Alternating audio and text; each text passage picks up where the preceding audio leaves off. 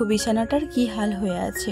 একটা ঘরে দুটো বিছানা, কারণ ওই যে সাধের অনুষ্ঠানের জন্য বাইরের বিছানাটাকেও ঘরে নিয়ে আসা হয়েছিল। সুপ্রভাত বন্ধুরা, কেমন আছো সবাই? আশা করছি সকলে ভালো আছো, আমিও কিন্তু বেশ ভালো আছি।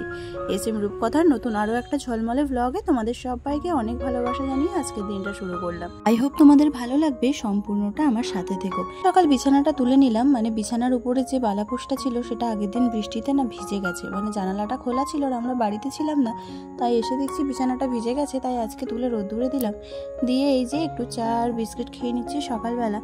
আর আজকে সকালবেলা দুধ চা করেছিল, আর দুধ চা খেতে না বেশ ভালো লাগে, কিন্তু দুধ চা খাওয়া আবার শরীরের জন্য খারাপ।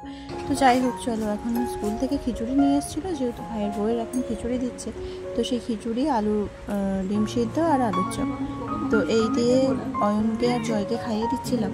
তো তারপরে আমরা খাবো। এখন যেহেতু খিদে পাচ্ছে না, যেহেতু একটু আগেই চাটা খেলাম, আর বাড়িতে তো এক কাপ চা বিস্কিট এইসবেই সারাটা দিন চলে যেত, তারপরে দুপুরবেলা গিয়ে ভাত খেতাম, তো সেই অভ্যেসটা বলতে পারো রয়ে গেছে। তো যাই হোক, চলো এখন ভিডিও করছি বলে ছোটো আবার মুগলো খাচ্ছে, দেখেছো? তো ওদেরকে খাইয়ে না বেশ কিছুক্ষণ বসেছিলাম, ফোন নিয়ে ঘাঁটছিলাম, আর রান্নাবান্নার জোগাড়জারি তো করতে হবে, সেগুলোই করা হচ্ছিল। তারপরে এই যে রাত্রের ভিজানো ভাত ছিল, সেই ভাতটা আলু মাখা আর হচ্ছে চপ, তো এই দিয়েই আজকে সকালবেলা আমাদের খাওয়াটা হয়ে যাচ্ছে। আর আজকে দুপুরবেলা রান্নাবান্নাও প্রায় বসিয়ে দিয়েছি। তো চলো এখন যাচ্ছি অয়নকে ইঞ্জেকশন দিতে, মানে বাড়িতে দেয়া যেত, তো 10 বছর যেহেতু হয়ে গেছে আর অনেকটা দেরি হয়ে যাচ্ছে, ওই জন্য বাপের বাড়িতে পোলিও কার্ড নিয়ে এসেছিলাম, তো ওখানেই যাচ্ছি।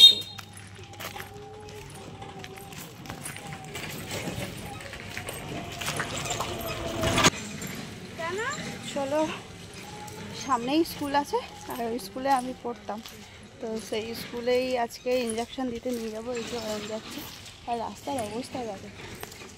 মাসিকে ডাকবো কেন? মাসিমণিকে ডাকো, আর দুজনে যাবো, 3 জনে যাও গিয়ে ডেকে আনো। চলো এখন এই যে কাকাদের বাড়িতে এসছি, ব্যাগে দেখাচ্ছি, চলো ওকে ডেকে নিয়ে তারপর যাবো। ধার দিয়ে যাচ্ছি, রাস্তার যা অবস্থা।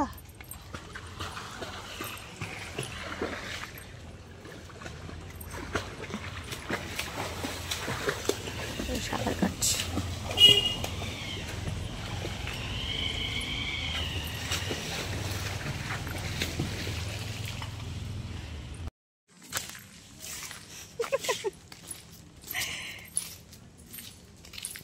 হাই হাই করে দে। হাই বন্ধুরা, যাচ্ছি সুচ ফোটাতে, যাচ্ছি। এই দেখো বন্ধুরা, এর সুচ ফোটাতে, সুচ। চলো আমাদের বাঁশ বাগানটা তোমাদেরকে দেখা।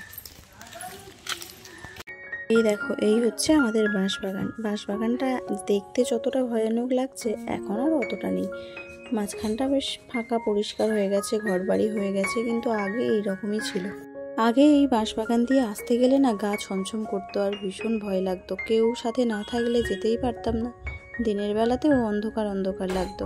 কিন্তু এখন যতটা মানে দিন যাচ্ছে উন্নতি হচ্ছে, দেখো এইদিকে একটা কোম্পানি হয়েছে, তারপরে একটা পুকুর আছে সাইডে, তারপর এই যে দেখো কতটা ফাঁকা ফাঁকা লাগছে চারিদিকে। আগে তো পুরো বাঁশ গাছের ঠাসা ছিল।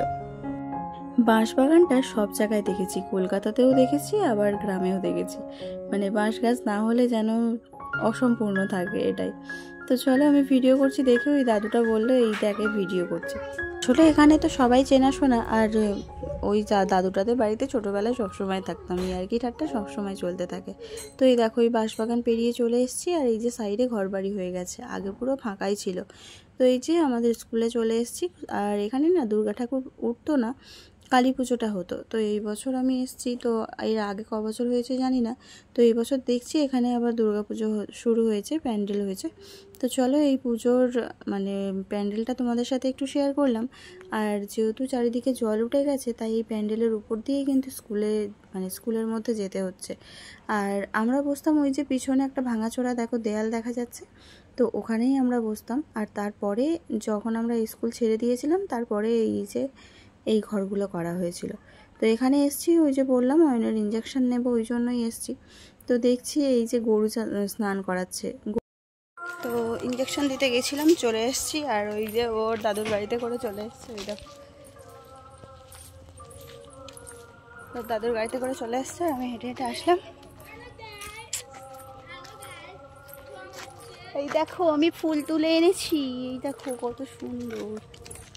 নিবি?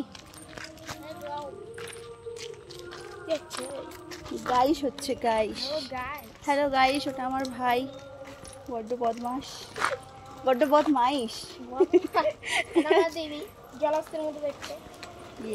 ধরুন ভাই, বাঁশ বাগানে হয়েছিল তুলে নিয়ে, ওই জন্য এনে তোকেই দিলাম। চলো বাড়ি চলে এসছি, আর আকাশ মেঘলা। বাড়িতে আসছি আর এই দেখো বিড়ালটা চুপি চুপি আমাদের ঘরে ঢুকছে। তো অয়ন দেখতে পেয়ে তাড়া দিল, তো ভয়ে দেখো কোন দিক দিয়ে না যাবে, পথ খুঁজে পাচ্ছে না। তো চলো, আজকের আকাশটা কিন্তু খুব সুন্দর দেখাচ্ছে, দেখো পুরো পেঁজা পেঁজা তুলোর মতো আকাশে, নীল নীল আকাশে, বেশ ভালো লাগছে তাই না? তো চলো এখন ঘরে যাই, এখন দুপুরবেলায় তো কিছু খাইনি, এখন গিয়ে খাওয়া দাওয়া করবো।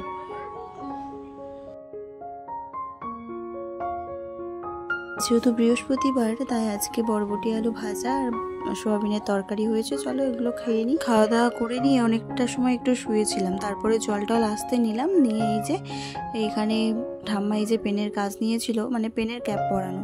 তো এই কাজগুলো বেশ ভালো তাই না বলো, আমাদের ওখানে ব্লাউজ সেলাই করার থেকে।